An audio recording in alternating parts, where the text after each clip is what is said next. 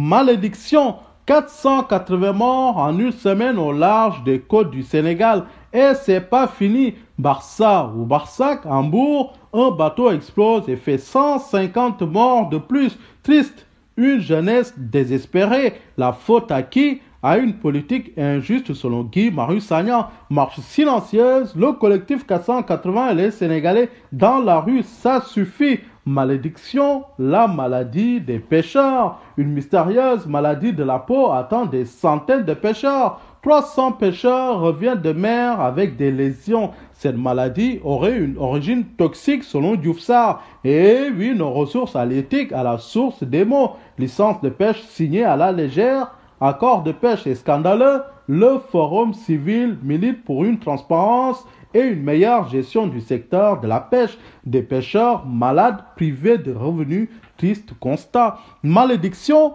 la honte pour notre pays. Des politiques sans scrupules. Idrissa Seck continue son one-man show. Devrait-il pas se faire discret après sa girouette politique? Et non, le ridicule ne tue pas. Cérémonie d'installation du président du Conseil économique, social et environnemental, Idrissa Seck démarre fort. Contre-vérité sur contre-vérité. Il n'aurait pas rejeté toute nomination par décret. Idrissa Seck, le roi du Warwaret, n'a pas honte de revenir sur ses mots. À peine installé, Idrissa Seck lance des pics politiques à Mimi Touré. Il n'y a pas eu de passation de service. Aucun document signé et parfait par mon prédécesseur attestant ce que j'ai trouvé au Conseil économique, social et environnemental.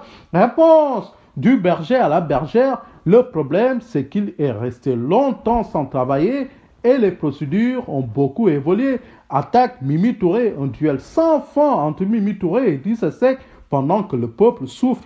Quelle malédiction! Malédiction, plus rien n'est sucré pour le peuple. Tout est amer. Importation frauduleuse de sucre. Des commerçants continuent d'inonder le marché avec du sucre importé grâce à des déclarations d'importation des produits alimentaires délivrés. Résultat, la compagnie sucrière sénégalaise est au bord de la fermeture. La compagnie peine à payer ses salariés. Fraude sur le sucre due à des trafics sur les déclarations d'importation des produits alimentaires. Et oui, la gendarmerie aux trousses des fraudeurs. Marche des travailleurs de la compagnie. Fermer l'entreprise, c'est exposer les travailleurs à l'immigration clandestine. La pêche dans la dèche, la compagnie sucrière en crise pendant que nos politiques polémiques. Quelle malédiction!